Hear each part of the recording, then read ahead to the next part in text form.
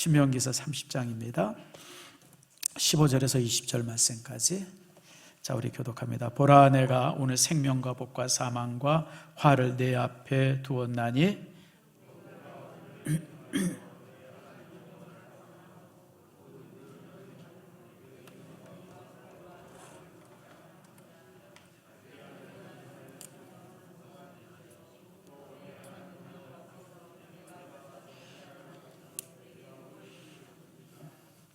그러나 네가 만일 마음을 돌이켜 듣지 아니하고 유혹을 받아 다른 신들에게 절하고 그를 섬기면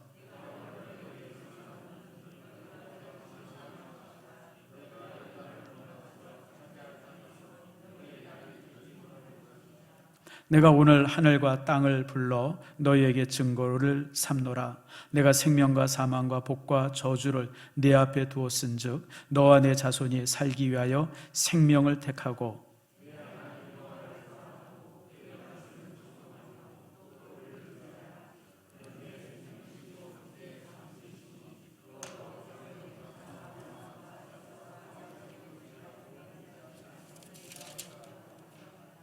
아멘. 기도하겠습니다. 하나님 감사합니다. 주께서 우리를 사랑하셔서 오늘처럼 저희들 주의 전에 오게 하시며 귀한 말씀을 들을 수 있도록 은총과 은혜 주심을 감사함을 드립니다.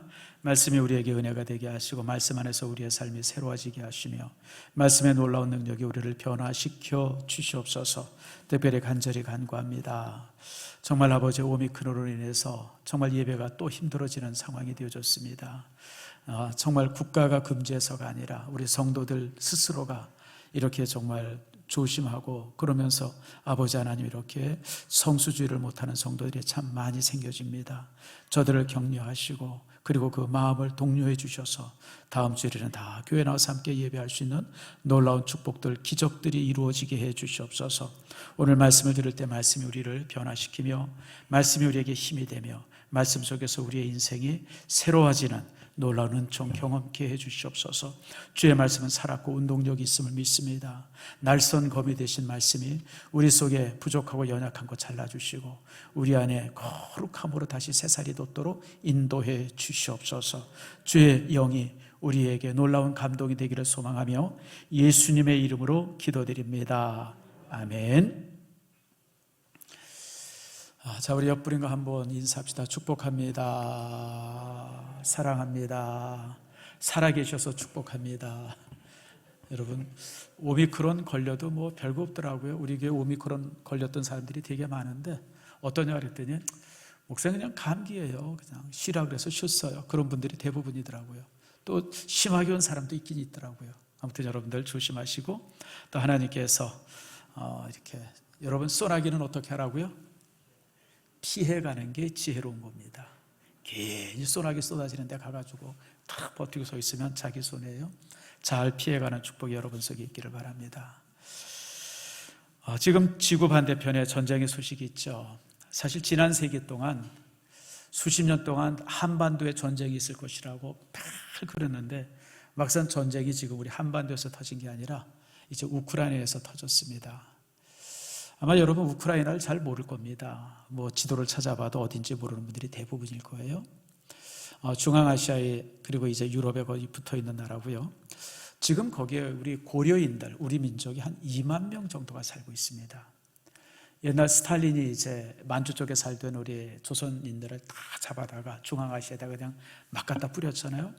가장 많이 살았던 곳이 이제 그 카자흐스탄이라든지 우즈베키스탄 뭐 이런 곳이고 그리고 또 저 멀리 그 우즈베키스탄까지 고려인들이 거기 와서 정착해서 살고 있습니다. 뿐만 아니라 우리 GMS 선교사가 거기 8가정이 파견이 되어 있습니다. 그래서 이 전쟁의 소식 때문에 지금 이제 6가정은 주변의 나라로 지금 이제 피난 왔고 지금 2가정이 지금 키예프에 남아 있습니다. 그래서 지금 피하라고 이제 연락을 했다고 그러는데 지금 어떻게 있는지 아직은 좀 소식을 못 들었습니다. 지금 사실 키예프라고 하는 그게 수도인데 거기서 지금 이제 지금 공방전이 일어나고 있지 않습니까? 참 그래서 이제 우리가 기도를 필요로 하고 있습니다. 그래서 여러분 그곳에 있는 선교사들 우리 GMS 선교사가 8가정이니까 그 외의 선교사들까지 다 합하면 거의 한 5, 60가정이 넘을 겁니다. 우리 이 한국에서 파견된 선교사들이요. 그들을 위해서, 그들의 안전을 위해서 여러분 이제 기도해 주시길 바랍니다. 우크라이나가 우리에게 참 생소하지만 그러나 우리가 이 나라를 볼 때 많은 생각을 하게 되어집니다. 왜냐하면 우리랑 너무 비슷해요. 어떻게 비슷하냐면 강대국 틈 사이에 있는 나라예요. 강대국 틈 사이에. 북쪽에는 러시아라고 하는 거대한 국가가 있습니다. 그리고 이제 요 서쪽에는 유럽이라고 하는 강대국들이 있죠. 또 아래는 이제 무슬림 국가들이 있습니다.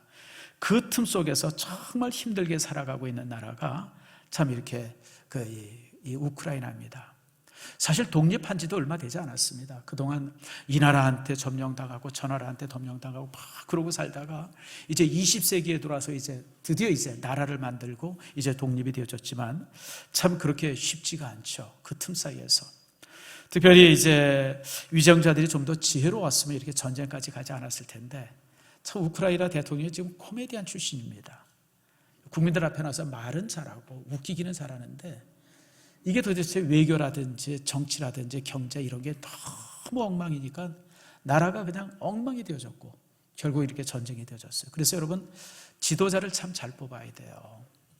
그러니까 국민들 앞에서 말 잘한다고 그러니까 턱 뽑아놨더니 그냥 이 위기 상황 앞에서 이런 위기 상황을 이렇게 그 사람이 만들어놨고 여러분 참 그 틈 사이에서 정말 얼마나 이 외교적으로 이렇게 참 잘해야 됩니까? 사실 핀란드가 그런 나라죠. 제가 한 1년 전에 핀란드를 여러분에게 소개한 적이 있어요. 핀란드는요 소련의 접경 지역에 있는 나라인데 소련을 국경으로 하면서 유일하게 위성국이 되지 않은 나라가 핀란드입니다. 근데 핀란드는 정치인들이 아주 지혜롭게 잘했어요. 소련이랑 각지지 않고 그러면서 자기 주권을 지키면서 그래서 지금 핀란드는요 세계 최고로 잘 사는 나라 중에 하나가 되지 않았습니까? 우크라이나도 얼마든지 그럴 수 있는 나라예요. 지하 자원 풍부하고요.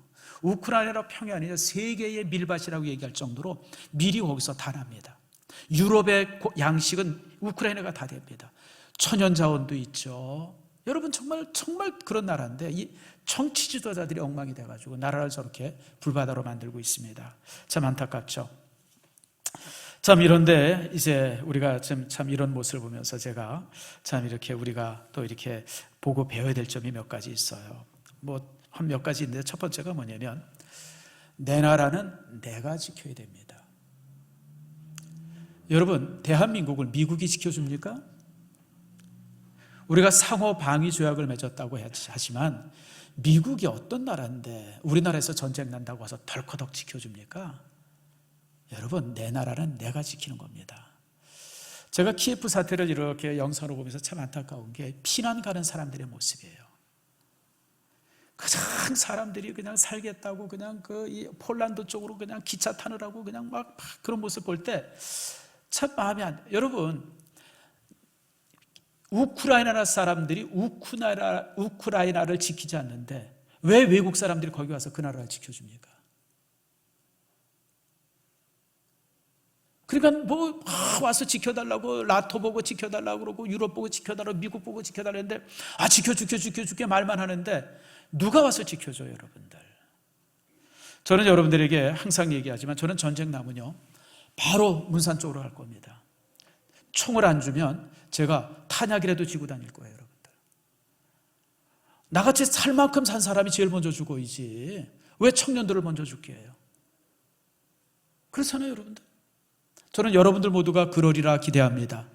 피난가 생각하지 마세요. 어디로 가요? 우리가 갈 데가 어디 있어요? 이 땅을 떠나서 갈 데가 어디 있어요 여러분들.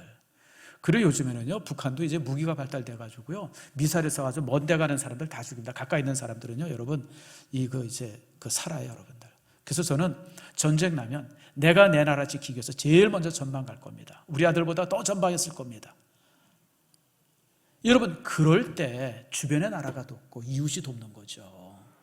그냥 그래서 저는 제일 마음이 참 씁쓸한 게 물론 이제 여자들 이런 사람들 뭐 참 그러긴 하지만 다 도망치고 말입니다. 그리고 미국 보고 도와달라고 그러고 유럽 보고 도와달라는데 여러분 내가 내 나라를 지키지 않으면 그 누구도 내 나라를 지켜주지 않습니다.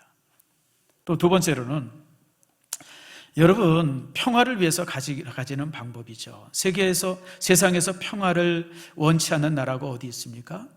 우크라이나가 끊임없이 러시아를 향해서 우리가 평화를 원합니다. 푸틴 대통령을 향해서 우리에게 평화를 달라고 그렇게 애원한데, 여러분, 평화가 애원한다고 주어집니까? 무슨 협정을 맺는다고 여러분 이 평화가 주어집니까? 사실 우크라이나가요, 이제 러시아가 멸망하고 나서 한 5년인가 있다가 이제 독립을 하게 됐어요. 그때 평화조약을 맺습니다. 러시아, 미국, 우크라이나 3개국이 민스크인가에서 모여가지고 이제 협정을 맺어요. 무슨 협정을 맺냐면, 우크라이나에 있는 핵무기들을 다 포기하고, 큰 무기들 다 포기하고, 그러면 이 소련이 우크라이나를 지켜주고 미국이 지켜주고 그럴 테니까 아무 염려하지 말아라. 그런 무기들 다 폐기하라. 그래서 우크라이나가 모든 걸 폐기합니다. 근데 여러분, 협정이라고 하는 것은 전쟁을 하기 위한 전 단계이지 협정이 평화를 주지 못합니다. 여러분, 2차 대전 보세요. 2차 대전 일어나기 전에 여러분, 히틀러가 주변에 여러 나라들과 협정을 맺습니다. 영국과 뮌헨에서 영국과 협정 맺고요. 그리고 또 이제 스탈린과 불가침 조약 협정 맺고요. 다 협정을 맺는데, 협정을 맺고 나서 사인의 잉크도 마르기 전에 전쟁 일으키죠. 우리나라도 참 정치인들이 그래요. 북한이랑 무슨 협정이래나? 뭐요? 평화협정인가? 그거 맺는다고. 난 참 정신없는 사람들이에요. 여러분, 협정이 나라를 지켜줘요? 여러분, 평화라고 하는 것은 구걸하는 것도 아니고 협상하는 것도 아니고, 평화는 내가 지키는 겁니다. 내가 힘이 있을 때 지켜지는 거예요.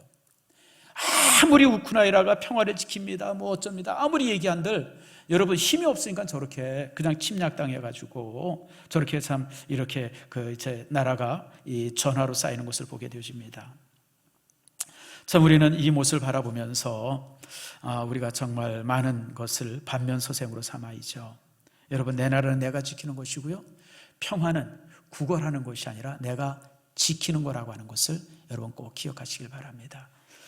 그렇기 때문에 우리 믿음의 사람들은요, 여러분, 정말 이 일을 위해서 애써야 돼요. 여러분, 성경의 역사를 통해서 봐도 그렇고요, 또 기독교 2000년의 역사를 봐서 그렇고, 여러분, 기독교인들은 언제나 애국자였었습니다.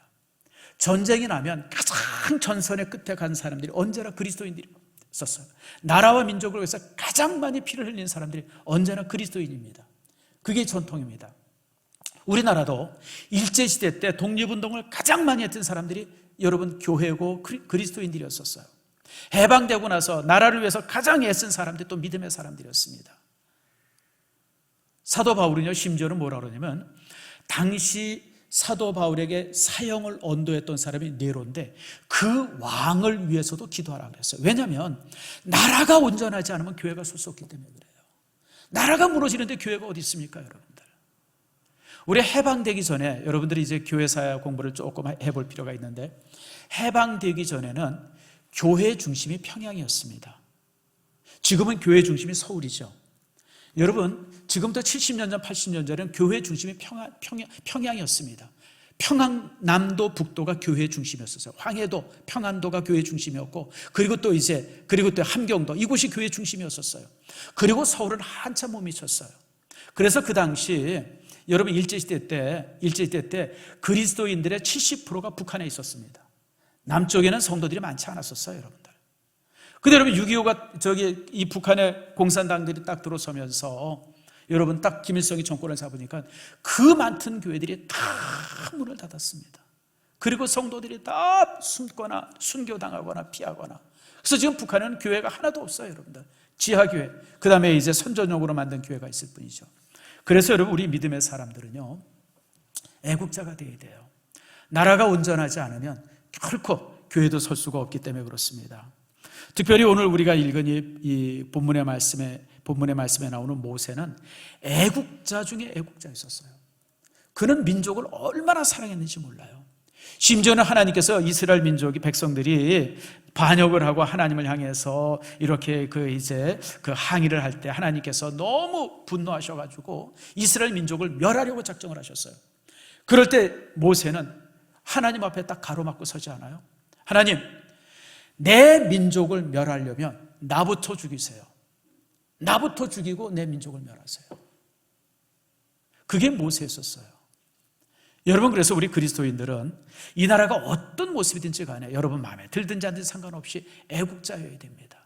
하나님께서 우리에게 주신 가장 중요한 교훈 중에 하나입니다. 그래서 여러분, 오늘 이 시간에 이 본문의 말씀을 통해서 우리가 어떻게 민족을 사랑하고 우리가 어떻게 나라를 사랑할까, 이런 부분들을 다시 한번 우리가 공부할 수 있기를 바랍니다. 오늘 이런 민족을 뜨겁게 사랑하고 또 이제 민족을 이렇게 이제 지켰던 모세가 백성들에게 이제 선택하라고 요구합니다. 자, 이제 가나안 땅 앞에 서서 자, 이제 너희들이 선택하라. 자, 15절 말씀 한번 읽어볼까요? 보라, 내가 오늘 생명과 복과 사망과 화를 내 앞에 두었나니. 이제 선택이에요. 내가 무엇을 선택한가 선택하라는 거예요. 내가 무엇을 선택할 것인가 선택해라. 그래서 이렇게 선택을 요구하죠. 사실 선택이라고 하는 것이 굉장히 어렵습니다. 우리의 삶이라는 것이 항상 선택으로 이루어지죠.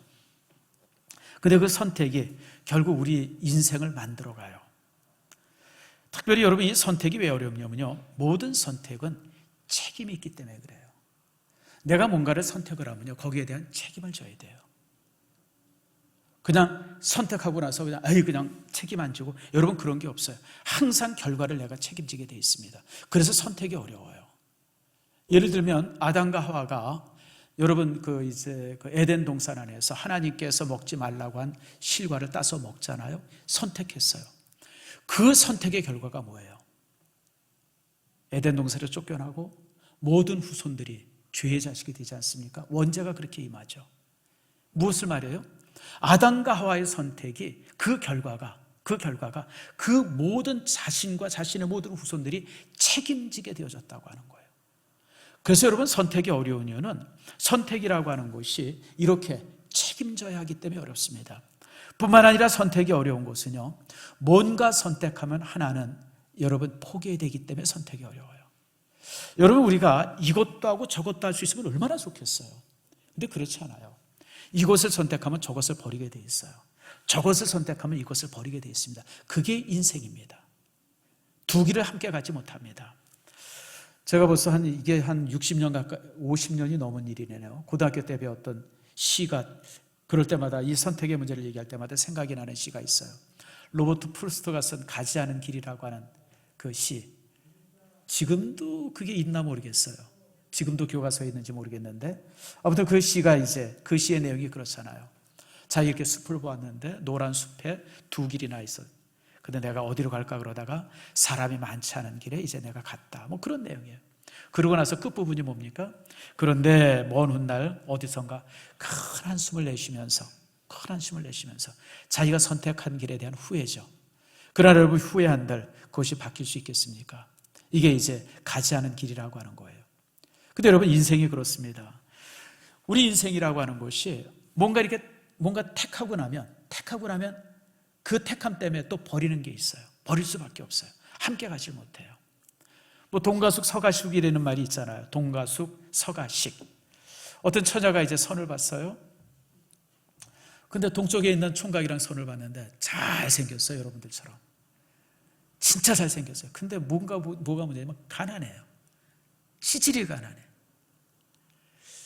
그러고 고민하고 있는데 서쪽에 있는 어떤 총각이 또 소개를 받았어요. 근데 이 총각은 딱 보니까 그냥 완전 찌질이에요. 저쪽 교회에 있는 어떤 누구처럼. 근데 그냥 부자예요. 무지무지하게 부자예요. 그러니까 이제 중매쟁이한테 그랬대요. 중매쟁이님, 내가 잠은 저 잘생긴 총각이랑 자고 밥은 내가 저 부잣집에 가서 먹으면 안 되겠냐고. 그게 이제 동가숙 서가식이에요. 근데 그럴 수 있는 인생이 없어요. 여러분, 이쪽을 선택하면 한쪽을 버려야 돼요. 그게 인생입니다. 그래서 사실 신앙이라고 하는 것이, 신앙의 선택이 왜 중요하냐, 왜 이게 엄중하냐면, 신앙의 선택이라고 하는 것은 뭔가 버려야 하기 때문에 그래요. 버려야 되기 때문에. 여러분, 히브리서 11장에 보면 모세에 관한 이런 기록이 나옵니다. 자, 한번 읽어봅시다. 믿음으로 모세는 장성하여 바로의 공주의 아들이라 칭함을 거절하고 도리어 하나님의 백성과 함께 고난받기를, 거기까지만 합시다. 자, 이게 무슨 말이에요? 모세는 바로의 공주의 아들로 성장을 했어요. 40살까지 왕족으로 성장을 했어요. 그 고대 시대 때 왕족의 권위가 얼마나 대단합니까? 그렇게 이제 성장을 했는데, 저가 성장하면서 자신이 히브리인이라고 하는 사실을 알게 됐어요. 내가 그러니까 모세는 이 상황 안에서 굉장히 고민을 하게 될 수밖에 없어요. 왜냐하면 바로의 아들로 살면 자기 동족 히브리인을 버려야 하고, 내가 히브리인이라고 하는 나 자신의 동족을 찾으면 바로의 공주의 아들이라고 하는 것을 버려야 하는 거예요. 하나만 선택할 수 있는 거예요. 그런데 고민하다가 결국 40살에 저가 선택한 것이 자기 동족을 선택하지 않습니까? 그래서 오늘 본문에 있는 말씀처럼 바로의 공주의 아들이라고 하는 칭함을 거절하고 버린 거예요. 버려. 그리고 도리어 하나님의 백성과 함께 고난받는 것을 선택을 했어요. 그것을 선택했더니 하나를 버리게 된 거예요. 이게 바로 이제 신앙입니다. 여러분, 신앙의 선택이라고 하는 것은 내가 세상의 보화도 누리고 세상의 영화도 누리고 세상의 부귀도 누리고 하늘의 영광도 같이 누릴 수 있다라고 하는 그런 모습 속에서 신앙을 갖지 못해요. 우리가 결국 신앙을 갖게 되어지면 세상 것은 포기해야 하는 바로 그런 것이 이제 여러분 신앙의 결정이에요.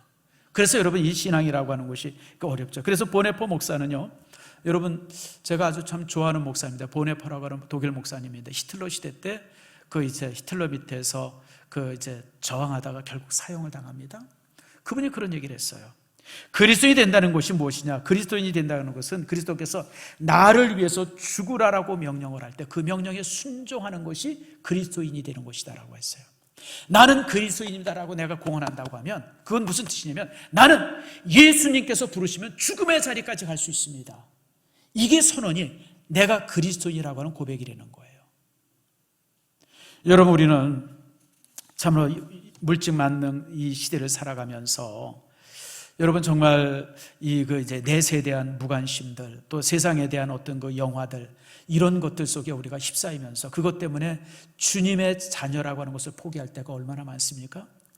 요즘에 이제 이제 코로나 사태를 이렇게 바라보면서 제가 갖는 게 그거예요. 코로나 사태, 오미크론, 그 다음에 무슨 이런 것이 그냥 막 임하는데도 불구하고 그냥 교회 나와서 예배하는 사람이 있는 반면에 그런 것을 핑계 삼아가지고 전혀 주일 예배를 잘 지키지 않는 이제 그런 성도들의 모습이 보아져요. 여러분, 그리스도인이라고 하는 것은 주님을 위해서 목숨까지도 바칠 수 있고 자신의 모든 것도 버릴 수 있다고 하는 결단이 그리스도인입니다라고 하는 결단인데도 불구하고 그러지 못하는 모습 앞에 우린 보네포의 이 말이 참 가슴에 와서 닿습니다. 사실 그렇습니다.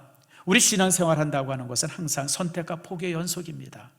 정말 복음송의 가사처럼 날마다 숨쉬는 순간마다 주님의 도우심을 바라보면서 세상으로 돌아가지 아니하고, 그리고 주님 앞에 같이 서 있는 게 신앙인의 모습인데, 정말 요즘에 이제 우리가 그러지 못할 때가 너무 많은 우리의 모습을 바라보게 되어지죠. 그래서 여러분, 사실 선택이라고 하는 것이 왜 중요하냐면 선택은 포기해야 되기 때문에 선택이 중요한 겁니다. 바로 이 본문의 말씀이 바로 그걸 말해요. 자, 너희들이 이제 선택하라. 자, 여기 이제 좀 더 배경을 좀 더 살펴봅시다. 지금 사도 바울이 모세가 백성들을 데리고 이제 느보산이라고 한 산에 올라갔어요. 5년 전에 이제 성지순례를 갔을 때 여기를 가서 봤어요. 거기 때 함께 하셨던 분들이 여기 이제 한두 분 계신데, 느보산이 이제 거기서부터 한 800m 정도 이게 높은 언덕에 있어요. 높은 산이에요. 그 산에 이렇게 서서 보니까요, 거기 저 교회도 있는데 서서 보니까 정면에 뭐가 보이냐면 사해바다가 보여요. 사해바다가 굉장히 넓은 바다인데 산이 높으니까 그렇게 커 보이지 않더라고요. 그리고 사해바다 너머에 그 요단 그 가나안 땅의 그 평야가 쭉 펼쳐져 있습니다. 그리고 저 먼 곳에 뭐가 있냐면 예루살렘이 보여요.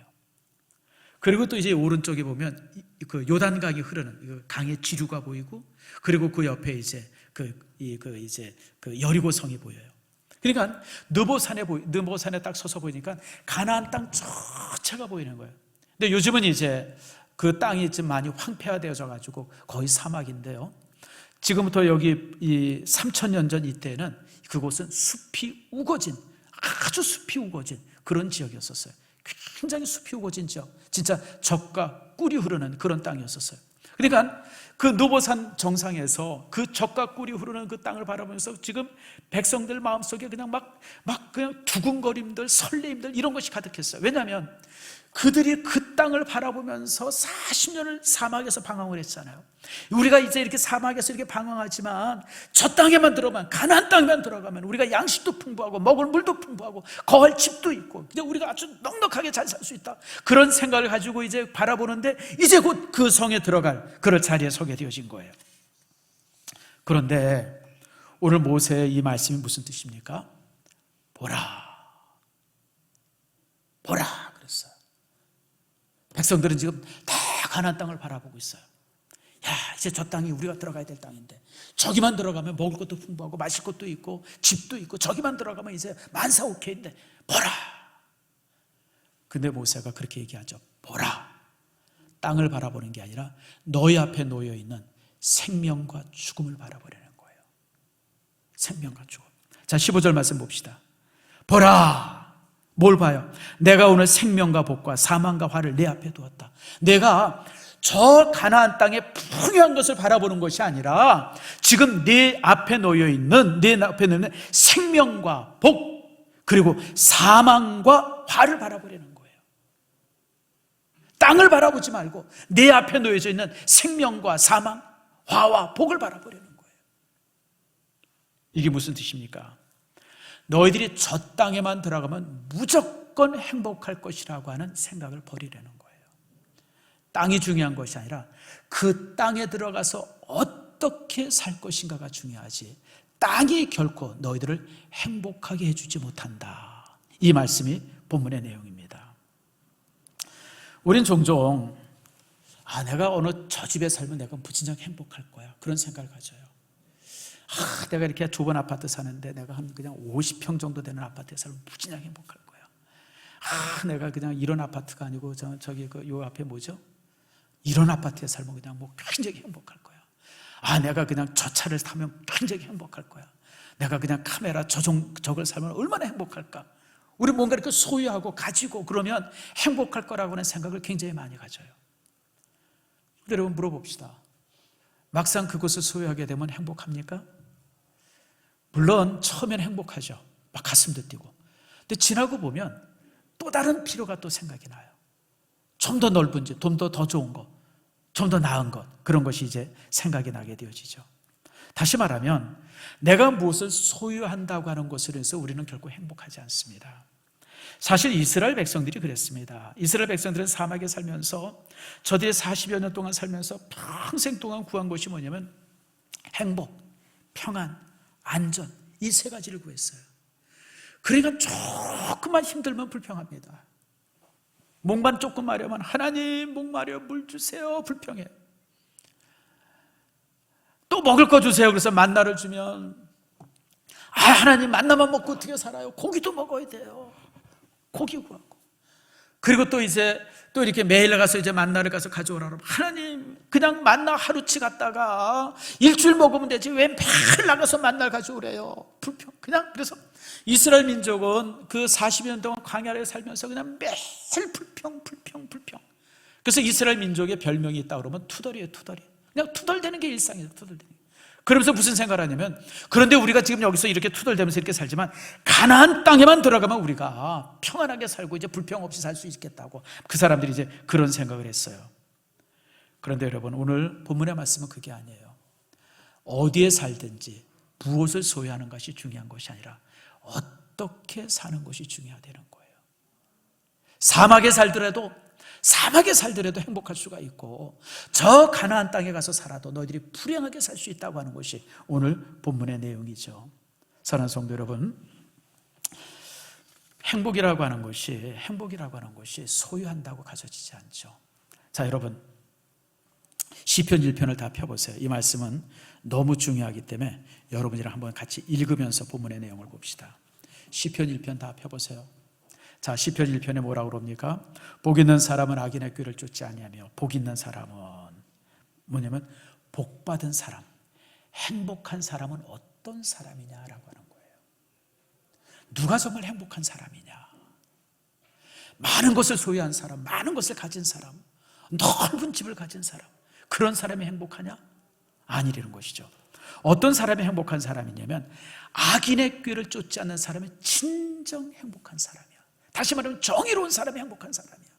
정의를 쫓는 사람이 행복한 사람이야.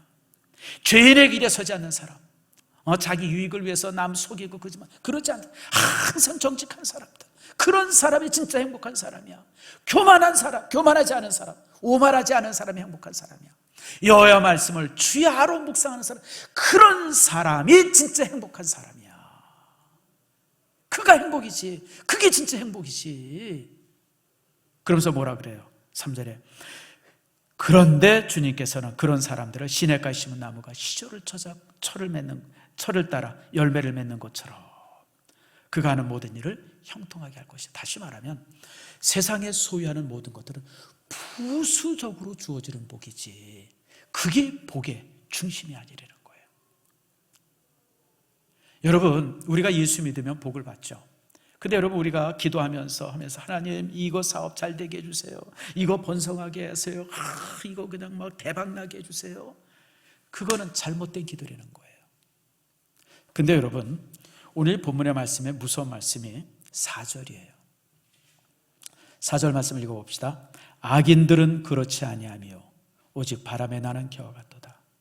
도대체 이 악인은 뭘 말할까요? 본문에서 말씀하는 악인이 누구예요? 나쁜 짓 하는 사람이에요? 도둑질하는 사람이에요? 누가 악인이에요? 여러분이 본문에서 말하는 악인은 행복을 추구하는 사람이에요. 행복을 추구하기 위해서 자신의 안위와 행복과 자신의 부요와 넉넉함을 가지려고 별 방법을 다 쓰는 사람들, 그런 사람들을 향해서 지금 악인이라고 말하는 겁니다. 악인은 그렇잖아요. 그러니까 그 사람은 어떤 사람이냐? 3절을 추구하는 거예요. 3절에 있는 말씀처럼. 3절이 뭡니까? 철을 따라 열매를 맺으며 그 잎사귀가 마르지 않을 같이 그가 모든 일이 형통하리로다. 이것, 그러니까 철을 따라서 과실을 맺고 그냥 막 양식도 주어지고 모든 일이 형통하고, 그래서 그것을 위해서, 그것을 가지기 위해서, 그런 소유와 그런 형통함을 위해서 그냥 그 어떤 일이든지 불사하지 않는 그런 사람들, 그런 사람들이 악인이에요. 그런 사람들은 어떻습니까? 악인은 그렇지 않으며 여러분, 결국 바람에 나는 겨와 같이 그 인생이 무너질 거라고 하는 말씀입니다. 사랑하는 성도 여러분, 오늘 이 말씀의 의미가 뭔지 아세요? 우리가 사실 이 땅에서 추구하는 수없이 많은 소유와 행복이라고 하는 것은 우리가 하나님과 갖는 영적인 관계 속에서 주어지는 그런 어떤 그 관계 속에서 주어지는 부수적인 복이지, 그것이 우리의 삶의 목표가 돼서는 안 된다고 하는 거예요. 우리 신앙인들이 가져야 될 진정한 복의 내용은 하나님과 함께하고 하나님을 사랑하고 그리고 또 하나님의 말씀에 순종하는 것, 그것이 우리 인생의 진정한 행복이고, 그런 행복을 가질 때, 그런 삶을 가질 때 하나님께서 부수적으로 물질의 복도 주시고 건강의 복도 주시고 땅에 하나님께서 허락하신 그런 축복들을 우리에게 허락하신다고 하는 겁니다.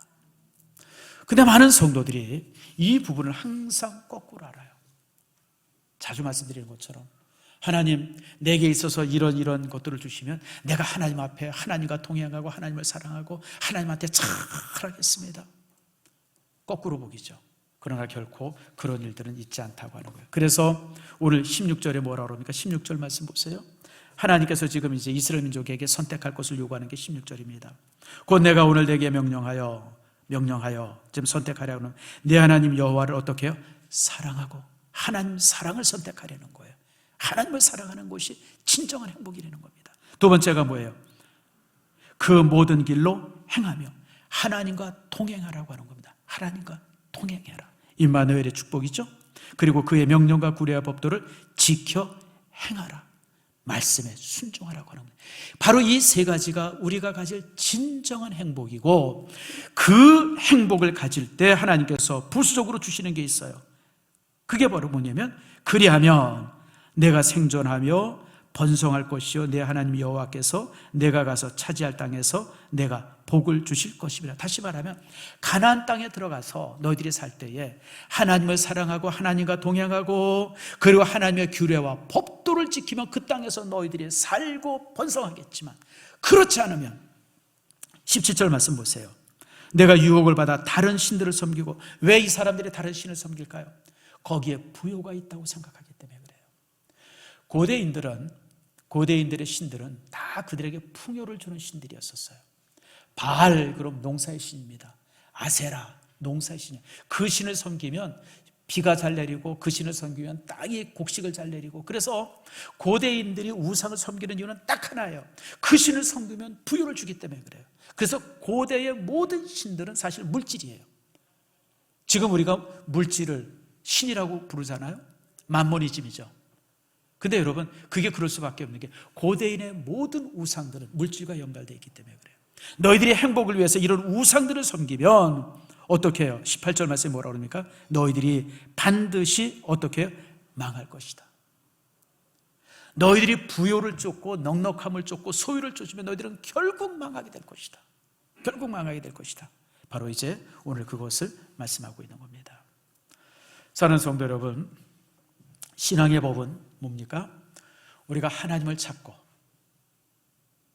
우리가 의로움을 찾고 정의로움을 찾으면, 그러면 하나님께서 영생과 세상을 함께 우리에게 주십니다. 그러나 우리가 반대로 부요를 찾고 우리가 정말 이 땅에서 소유를 찾고 다니면 악인의 법이죠. 결국 영생도 잃어버리고 세상도 함께 잃어버릴 것이다. 이게 바로 이제 우리에게 주는 이제 이 신앙의 법입니다. 제가 한 사람을 소개하고 이제 설교를 마칩니다. 마가복음 15장 42절 말씀에 보면 아리마대 요셉이라고 하는 인물이 나옵니다. 저는 존경받는 바리새인이었었고 랍비였었고 또 이제 니고데모처럼 산헤드린의 의원이었습니다. 국회의원이에요. 정치인이었습니다. 그 당시 바리새인들 중에서 60명의 산헤드린의 국회의원에 60명이 이제 이렇게 그 정원이었는데 20명이 바리새인 몫이에요. 그 중에 한 명이니까 얼마나 대단한 사람이겠습니까? 근데 이제 그렇게 대단한 근데 저가 예수를 믿었어요. 근데 예수를 믿었지만 저가 자신이 예수를 믿는다고 하는 것을 공개하지 못했습니다. 왜냐하면 그걸 공개하면 바리새인의 지위도 잃고 랍비의 지위도 잃고 국회의원의 지위도 잃어버리기 때문에 그래요. 세상 것을 다 잃게 되죠. 그러니까 이 아리마대 요셉은 예수님의 제자이면서 예수님의 말씀을 들으면서 또 예수님에 따르면서도 자신이 예수 믿는다고 하는 것을 그 누구에게도 공개하지 않았어요. 몰래 숨어서 예수를 믿었습니다. 말씀을 들을 때도 몰래 숨어서 들었고, 근데 그가 이제 예수님이 십자가에서 죽는 광경을 보게 되었습니다. 그러면서 저가 놀라운 깨달음을 얻었죠. 아, 저분이 하나님의 아들이구나. 그것을 깨달았을 때 그가 이제 누구에게 갑니까? 빌라도에게 가서 죽은 예수님의 죽음을 내게 주십시오. 내가 그를 장례 지내겠습니다. 그리고 요구를 하죠. 근데 이 요구가 바로 뭡니까? 나는 그리스도인입니다라고 하는 선언이에요. 단순히 내가 장례 치르겠습니다가 아니라 이제 나는 예수를 따르는 사람이다라고 만천하에 공표하는 겁니다. 왜냐하면 자신의 묘지에, 자신의 가족 묘지에 그 예수님의 시신을 이제 이렇게 안치해야 되기 때문에 그렇죠. 여러분, 이 선언 이후에 그는 핍박을 받을 것이고 가지고 있었던 모든 특권들을 잃어버릴 겁니다. 그럼에도 불구하고 빌라도 앞에 서서 아리마대 요셉은 예수님의 죽음을 요구합니다. 내가 다 잃을지라도 나는 그리스도인으로 살겠습니다라고 하는 선언을 하게 되어지죠. 우리가 생각할 때는 참 아리마대 요셉의 선택이 참 미련한 선택이에요. 아니, 비밀리에 할 수 있잖아요. 몰래 할 수 있잖아요.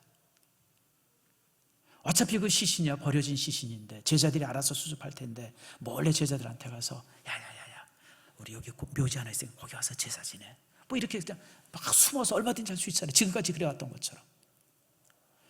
근데 아리마대 요셉은 그러지 않았어요. 이제 당당하게 자신을 드러냅니다. 나는 그리스도를 쫓는 사람입니다. 나는 믿음의 사람입니다. 내가 비록 이 선언을 위해서 모든 걸 지금까지 가졌던 모든 특권을 잃을지라도 나는 그리스도인입니다. 선언하죠. 결국 이 선택이 영원의 선택이었고 생명의 선택이었습니다. 그 선택으로 인해서 지금까지 누렸던 평안과 지금까지 누렸던 특권들은 다 잃을지라도, 그리고 이제부터는 고난의 길을 갈지라도 그는 당당하게 자신이 그리스도를 쫓는 사람이라고 선언하죠. 모세처럼 비록 땅에서는 모든 것을 이뤘지만 하늘에서는 가장 큰 자가 되는 그런 선언이었습니다. 그래서 우리는 지금까지도 2000년 동안 수없이 많은 그리스도인이 아리마대 요셉에 대해서 참 그리고 그가 얼마나 소중한 사람인지를 우리가 항상 기억하고 있습니다. 칼 바르트가 그런 얘기를 했어요. 칼 바르트는 신앙에는 완충지대가 없습니다 그랬어요. 신앙은 생명이냐 사망이냐 둘밖에 없습니다 그랬어요. 여러분, 우리가 이 땅에 살면서 또 우리가 너무 영리하게 살면서 우리는 그냥 적당하게 살려고 할 때가 너무 많아요. 적당한 자리에서 그저 세상의 것도 갖고 또 하늘의 것도 가지려고 하는 그런 시도를 가질 때가 얼마나 많아요. 근데 여러분, 그런 지대는 없어요. 믿음에는 생명이냐 사망이냐 둘밖에 없어요. 영생이냐 죽음이냐 둘밖에 없어요. 죄의 길이냐 의의 길이냐 둘밖에 없습니다. 그러나 분명한 사실은 오늘 본문에 있는 말씀처럼 우리가 하나님을 찾고 생명을 찾고 영생을 찾으며 의를 찾을 때 여러분 나머지 것은 더불어 와요. 그래서 예수님께서 뭐라고 그럽니까? 먼저 그의 나라와 그의 의를 구하라. 그리하면, 따라합시다. 그리하면 이 모든 것이 너희에게 더해지리라. 무슨 뜻인지 아시죠? 우리가 하나님의 나라를 찾고 하나님을 찾고 정말 하나님의 말씀을 찾고 하나님과 함께함을 찾고 하나님을 본문에 있는 말씀처럼 진정으로 사랑하는 그 길을 찾으면 세상의 것을 다 잃을 것 같지만 아니에요 여러분. 그것이 더불어 우리에게 주어지게 돼 있어요. 왜냐하면 세상은 하나님의 것이기 때문에 그래요. 아멘 하십니까? 저는 여러분들이 그렇게 선언하고 또 그런 가운데서 여러분의 인생에 정말 하늘의 꽃도 가지며 세상의 꽃도 가질 수 있는 위대한 신앙인들이 되어지기를 축복합니다. 잃는 것이 아니라 잃는 게 아니라 모세가 바로의 공주의 자리를 잇고 백성들과 고난의 길을 갔지만 그러나 그가 이뤘습니까? 모든 것을 얻죠. 하나님의 이 사자의 자리도 갖게 되어지고 또 하늘에서 큰 자가 되어지고 세상에서는 지도자의 자리 또 세상에서 그 어떤 것과 비교할 수 없는 위대한 것들을 갖게 되어지는 것처럼 여러분의 인생에 그렇게 축복된 인생이 되어지기를 축복합니다.